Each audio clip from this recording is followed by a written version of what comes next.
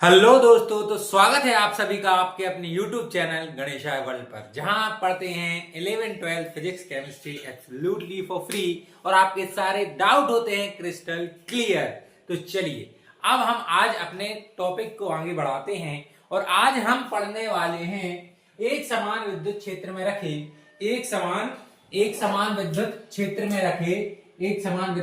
रखे विद्युत द्विध्रुव की स्थितिज ऊर्जा। क्या पढ़ते हैं? एक समान विद्युत क्षेत्र में रखे विद्युत द्विध्रुव की स्थितिज ऊर्जा। अब द्विध्रुव, वैसे तो स्थितिज ऊर्जा जानते हो आप क्या कहलाती है। जब हम किसी संरक्षी जो कंजर्वेटिव फोर्स, संरक्षी बल के विरुद्ध क्या करते हैं? कार्य, तो जो संचित ऊर्जा है उसे ही हम क्या बोलते हैं? स्थितिज उसकी ऊर्जा। ठीक, क्या बोलते हैं? स्थितिज ऊर्जा। ठीक, चलो अब हमें पढ़ना है स्थितिज ऊर्जा किसके लिए? विद्युत द्विध्रुव की। तो विद्युत द्विध्रुव की स्थितिज ऊर्जा क्या होगी?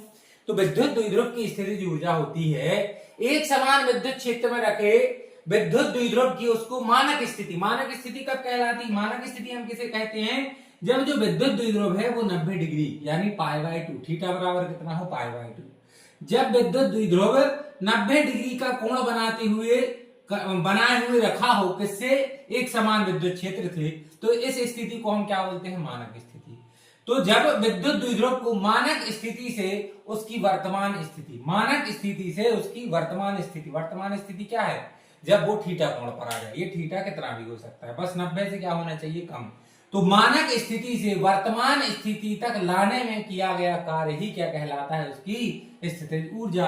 किया गया कार्य ही कहलाता है उसकी स्थितिज ऊर्जा। मतलब हमें क्या निकालना है? हमें भैया कार्य निकालना है। क्या निकालना है? कार्य।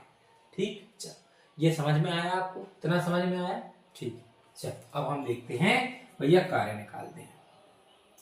तो हम जानते हैं, हम क्या जानते हैं? हम जानते हैं क्या जानते हैं भैया? विद्युत द्विध्रुव पर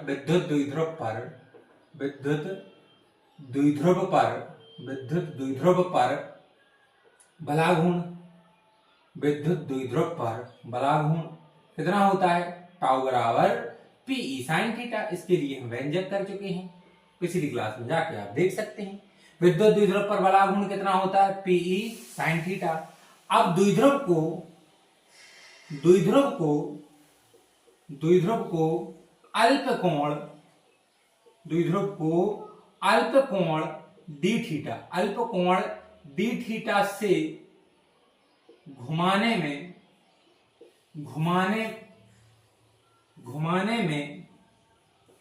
किया गया कार्य। जल्दी बताओ क्या होगा? किया गया कार्य। ये जो हमने विद्युत द्विध्रुव रखा है इसको अल्प कोण थीटा से घुमाने में किया गया कार्य कितना होगा? dw बराबर टॉर्क इनटू में डी थीटा। ये हम कल बहुत अच्छे से लास्ट क्लास में भी हम समझ चुके हैं कि वैसे कार्य बराबर क्या होता है? कार्य बराबर होता है बल गुणित विस्थापन। लेकिन यहां विस्थापन कौन सा विस्थापन हो रहा है? रेखीय विस्थापन नहीं हो रहा, कोणीय विस्थापन होता है। तो जब हम कोणीय विस्थापन करते हैं, कोणीय विस्थापन में जो हमारा बल होता है वो हमारा बल होता है बलाघूर्ण इनटू में कोणीय विस्थापन। और कोणीय विस्थापन कितना है? D theta. तो dw बराबर आ गया डी थीटा। अब हमें निकालना है पूरा कार्य, और पूरा कार्य निकालने के लिए हम क्या करेंगे? समाकलन। क्या करेंगे? समाकलन। अब भैया समाकलन कहां से कहां होगा? हमें कहां से कहां जाना है? हमें थीटा बराबर π/2 से थीटा पर जाना है। हमें कहां से कहां जाना है? π/2 से थीटा तक हमें इसको घुमाना है। तो चलिए देखते हैं, हम करते हैं समाकलन। समाकलन कहां से कहां तक होगा? समाकलन होगा π/2 से थीटा। कहां से कहां तक घुमा रहे हैं हम इसको? π/2 से थीटा तक घुमा रहे हैं। तो π/2 से थीटा तक होगा इसका समाकलन, टाउ इनटू में डी थीटा। अब ये देखो किया गया कार्य। अब टाउ का मान क्या है? समीकरण 1 से टाउ कितना है? PE sine theta. तो integration of dw is equal to π/2 से थीटा, और टाउ की वैल्यू क्या है? पीई साइन थीटा इनटू में D theta. PE sine theta into में डी थीटा। क्या किया हमने? टाउ की वैल्यू रखी पीई साइन थीटा। आप देख लो dw का समाकलन कितना हुआ? w।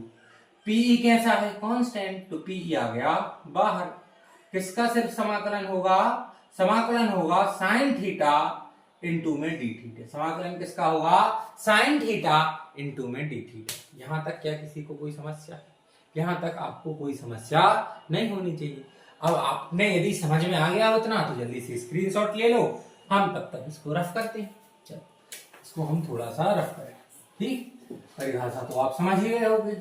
चल अब आगे बढ़े हैं, तो W बराबर क्या है? P sin theta into D theta. अब आगे बढ़े हैं, W बराबर PE साइन थीटा का समाकलन क्या होता है? Minus cos theta. Sine theta into D theta का समाकलन क्या होता है? Minus cos theta. कहां से कहां गए हम? लिमिट कहां से कहां तक है? π/2 से थीटा। लिमिट कहां से कहां तक है? π/2 से थीटा।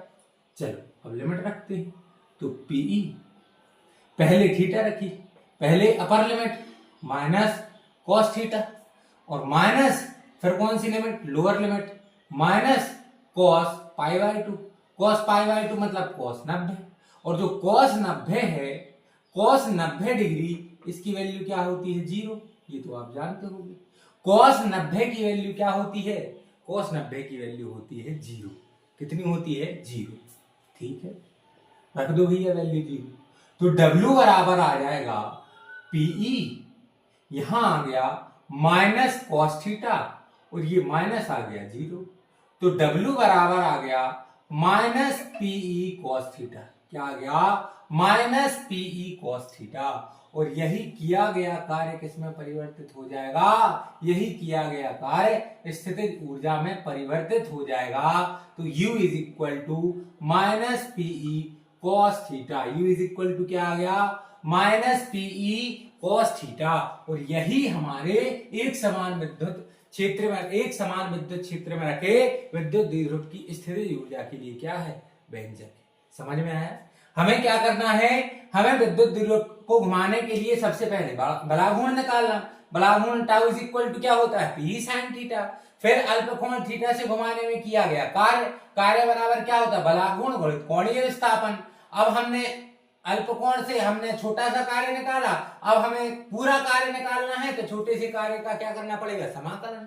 तो हमने उसका कर दिया समाकलन। समाकलन कहां से कहां तक होगा? π/2 से थीटा। तो समाकलन हमने किया π/2 से theta, tau into D theta. अब टाउ का मान समीकरण 1 से रखा हमने, P sin theta into D theta. अब जो P था इसको हमने बाहर लिख लिया, क्योंकि यह कैसा है? कांस्टेंट है। अब हमने सिर्फ लिखा sin theta into D theta. अब sin थीटा का समाकलन होता है माइनस कॉस थीटा। जो हमारी लिमिट थी वो π/2 से थीटा ही थी, तो पहले हमने थीटा की जगह अपर लिमिट रखी माइनस, फिर हमने थीटा की जगह लोअर लिमिट रखी π/2। अब साइन π/2 मतलब साइन 90 की वैल्यू कितनी होती है? 0। तो W बराबर PE माइनस कॉस थीटा, और इसकी वैल्यू क्या आ गई? 0। तो W बराबर माइनस PE कॉस थीटा। और ये जो किया गया कार्य है यही किसमें परिवर्तित हो जाएगा? स्थितिज ऊर्जा में। अब यदि आपको इसका सदिश रूप लिखने आ जाए, यदि आपको इसका सदिश रूप लिखने आ जाए, तो आप कैसे लिखोगे? U vector is equal to P vector dot E vector. हमें पता है कि जब दो सदिशों के बीच में cos थीटा लगे तो वहां क्या होता है? सदिशों का अदिश गुणनफल। क्या होता है? सदिशों का अदिश गुणनफल। जब cos थीटा लगा हो तो सदिशों का कौन सा गुणनफल होता है? अदिश गुणनफल होता है। और यही क्या है? यही भैया हमारे एक समान विद्युत क्षेत्र में रखे विद्युत द्विध्रुव की स्थितिज ऊर्जा के लिए व्यंजक है। ये व्यंजक आपको समझ में आया?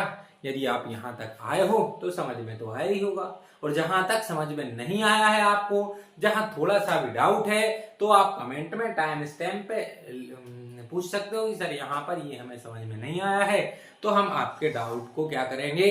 क्लियर करेंगे। ठीक है ना?